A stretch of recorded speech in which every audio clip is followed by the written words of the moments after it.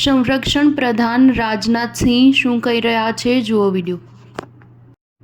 સંરક્ષણ પ્રધાન રાજનાથ સિંહ શું કહી રહ્યા છે જુઓ વિડીયો। साथियों, हमारी वायुसेना और हमारा डिफेंस सेक्टर आत्मनिर्भर भारत के नए संकल्प के साथ तेजी से आगे बढ़ रहा है।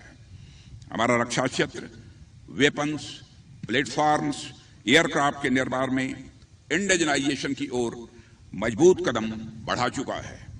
आज light combat aircraft, sensors, radar और इलेक्ट्रॉनिक वारफेयर जैसी चीजों में हम बहुत हद तक आत्मनिर्भर हो चुके हैं और इन क्षेत्रों में लगातार आगे बढ़ने के लिए हम प्रयासरत हैं।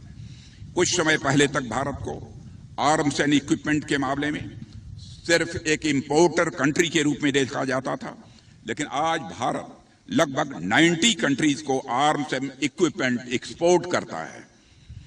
ऐसे अनेक उदाहरण हैं जो हमारी वायुसेना और हमारे रक्षा क्षेत्र के इवोल्यूशन की एक स्वर्णिम कहानी कहते हैं।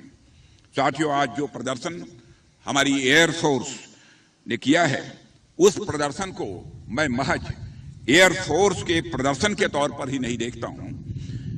जो एयरक्राफ्ट हमारी नजरों के सामने आसमान चूम रहे थे, उन्हें मैं सिर्फ एयरक्राफ्ट की उड़ान के रूप में ही नहीं देखता हूं, बल्कि मैं उन्हें इंटायर एरोस्पेस इंडस्ट्री के उड़ान के रूप में उसे मैं देखता हूं।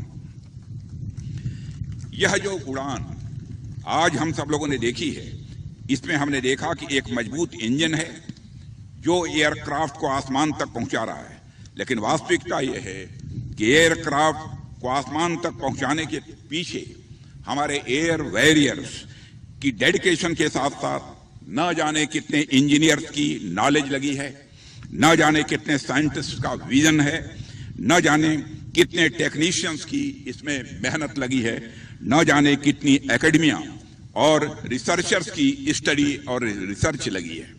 यानी इस उड़ान के पीछे के असली इंजन ये सभी लोग हैं।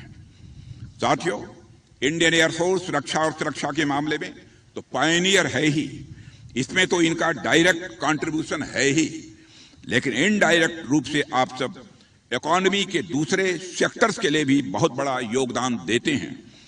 इनडायरेक्टली आपके पीछे एक लंबी सप्लाई चेन जुड़ी है, जिससे देश में न सिर्फ एम्प्लॉयमेंट जनरेशन होता है, बल्कि इन सब के चलते देश में साइंटिफिक टेम्परामेंट भी डेवलप होता है। इन्हीं सब का परिणाम है कि आज भारत अपनी जरूरतों के लिए डिफेंस इक्विपमेंट की मैन्युफैक्चरिंग कर रहा है, लेकिन इसके साथ ही साथ हम अनेक विदेशी इक्विपमेंट के पार्ट्स की मैन्युफैक्चरिंग भी अपने देश में कर रहे हैं। आपको यह भी मालूम होगा कि भारत की हिंदुस्तान एरोनॉटिक्स लिमिटेड और फ्रांस की सेफ्रॉन हेलीकॉप्टर इंजन एक ज्वाइंट वेंचर के तहत हाई पावर इंजन के डिजाइन और डेवलपमेंट पर भी काम कर रहे हैं। इस ज्वाइंट वेंचर को सफल नाम दिया गया है। मैं समझता हूं कि इसका सिर्फ नाम ही सफल नहीं है, बल्कि यह ज्वाइंट वेंचर अपने प्रयासों में भी सफल होगा और डिफेंस मैन्युफैक्चरिंग के क्षेत्र में दोनों देश